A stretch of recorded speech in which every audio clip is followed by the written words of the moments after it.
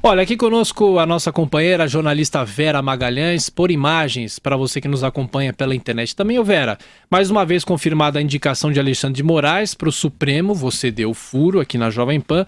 As atenções agora se voltam para a sucessão no Ministério da Justiça. Já é possível falar em cotados para o cargo, hein, Vera? Olha, bom dia, Tiago, bom dia a todos no estúdio, bom dia a quem nos ouve e nos assiste nessa manhã. É possível falar em cotados e é possível falar também em quem não será. Ontem circulava muito a possibilidade de ser um senador. Falou-se no senador Antônio Anastasia, do PSDB de Minas, falou-se no atual líder do governo no Senado, Aloysio Nunes Ferreira, também tucano, e até, veja só, em Renan Calheiros, o notório Renan Calheiros do PMDB.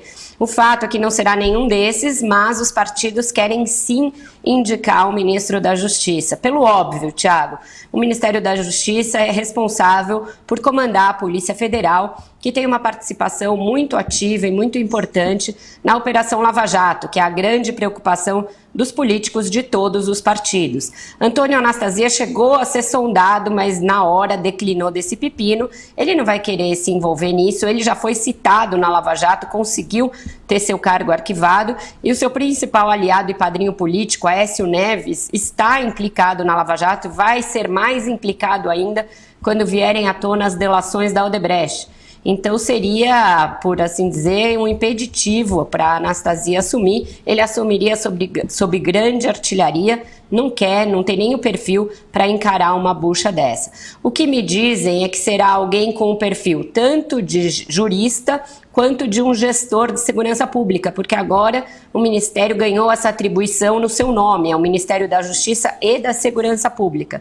Então terá de cuidar da crise penitenciária, algo com que o Alexandre de Moraes vinha lidando sem muito sucesso, comprando algumas polêmicas. Então agora será um nome com esse perfil duplo. Tá difícil de encontrar. O PMDB vai insistir em indicar um nome.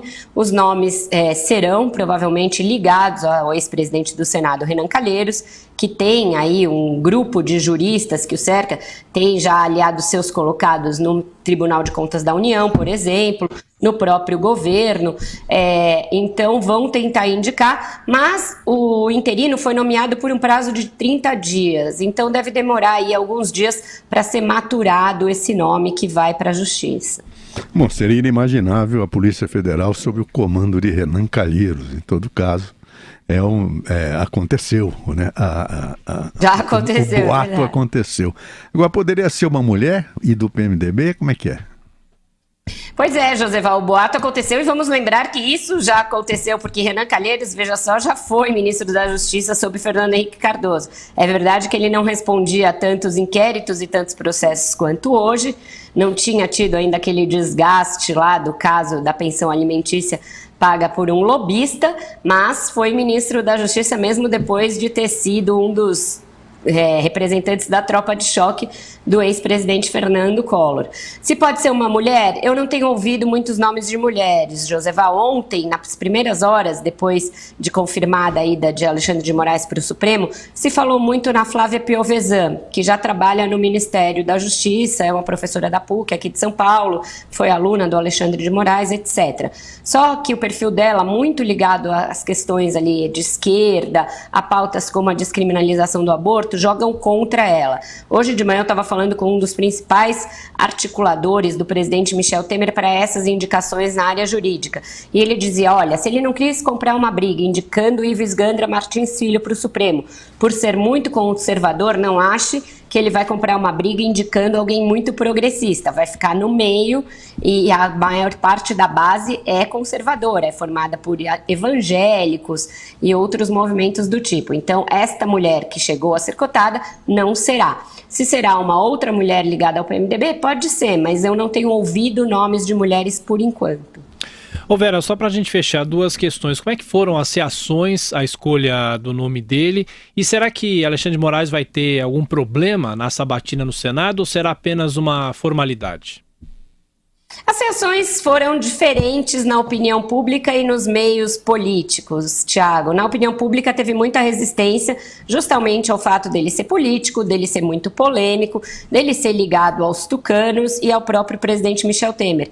Mas internamente no Supremo e nos meios políticos, a acolhida foi boa ao nome do Alexandre de Moraes. Ele é considerado um jurista de peso, ele tem livros publicados na área de direito constitucional e é considerado tecnicamente preparado para o cargo, cumpre um dos requisitos ao qual o Joseval sempre se refere, que é o notório saber jurídico. Então, esse requisito ele cumpre. E também foi considerada uma decisão boa pelos políticos pelo fato de ser alguém muito próximo do presidente Michel Temer. Outro interlocutor me disse o seguinte: entre os vários indicados com algum problema, ele decidiu caçar com o gato de casa, Tiago. Isso quer dizer que ele decidiu escolher aquele que era mais próximo dele, no qual ele depositava maior confiança. Então teve dois tipos de acolhida. Quanto à sabatina, não vai haver problema nenhum. O senador Edson Lobão deve ser escolhido presidente da CCJ aí nos próximos dias e a partir disso vai designar um relator para o caso do ministro Alexandre de Moraes. Até lá ele terá que ter enviado sua desfiliação do PSDB, ele é filiado ao PSDB. Falei com ele hoje, ele me disse que ainda não se desfiliou, mas vai fazê-lo nas próximas horas. Então, a partir disso, ele estará pronto para ser sabatinado e não deve enfrentar nenhum problema, justamente porque ele tem ali as portas abertas com a base. Vai enfrentar problemas com os petistas, mas eles são minoritários hoje em dia. Até porque eu concordo plenamente com você, Vera, ele não apenas porque ele é constitucionalista, sua grande obra em cima do direito constitucional, mas os grandes temas de humanidade, ele conhece porque ele foi promotor. Quando se falar em, sei lá, em aborto, em tráfico de droga, sistema carcerário, isso ele conhece tudo, ele foi promotor. E mesmo a questão controversa, Joseval, sobre se condenados em segunda instância podem ou não cumprir penas, na qual eu e você divergimos aí... Ele deve gostar, porque ele era acusador. Então, ele já publicou obras aí, publicou artigos a favor dessa tese, a favor de que o início do cumprimento da pena não impede que a pessoa continue recorrendo e não fere aí o direito à ampla defesa e à presunção da inocência. Vamos ver se uma vez lá e se o tribunal for provocado de novo quanto a essa questão, ele vai mudar de entendimento.